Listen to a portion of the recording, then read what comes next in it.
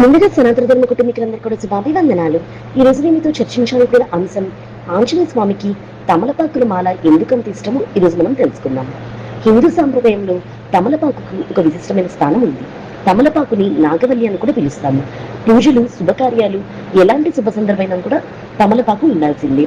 అసలు స్వామికి తమలపాకుకి సంబంధం ఏమిటో ఈ రోజు మనం చూద్దాం. సీతమ్మ తల్లిని రావణాసుడు అపహరిస్తాడు. దాంతో రామచంద్ర స్వామి సీతమ్మ కోసం అన్వేషణ మొదలు పెడతాడు.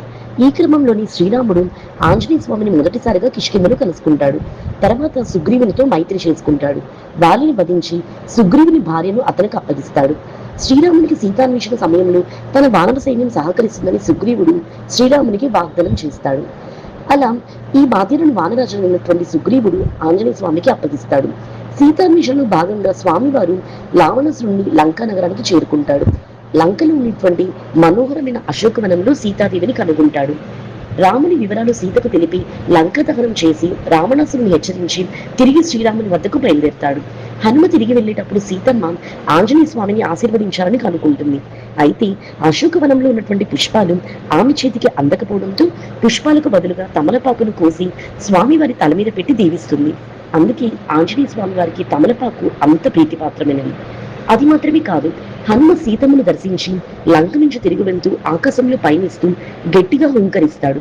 అది విన్న వానరులకు హనుమ విజయం సాధించాడన్న విషయం అర్థమైపోతుంది. హనుమంతుడు ఖచ్చితంగా సీతమ్మ జాడ తెలుసుకొని వస్తున్నాడని అర్థం చేసుకొని వానరులంతా కూడా హనుమ రాక కోసం ఎదురు చూస్తారు. హనుమ రాగానే తమలపాకులు తీగతో సన్మానం చేస్తారు.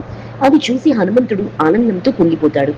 అందువలని ఆంజనేయ స్వామికి తమలపాకులను మాలను వేస్తే స్వామి పరమానందం చెంది దీవెనను కురిపిస్తాడు. హనుమంతుడికి ప్రీతికరమైనటువంటి తమలపాకు విజయానికి చిహ్నం కాబట్టి పూజల్లో, పండుగల్లో, శుభకార్యాల్లో తమలపాకులకు ప్రాధాన్యం ఇవ్వడం అనాదిగా వస్తున్న ఆచారం. మరి తెలుసుకున్నారు కదా ఆంజనేయ స్వామి వారికి తమలపాకులు అంటే ఎందుకంత ఇష్టమో. ఈ వీడియో చూసిన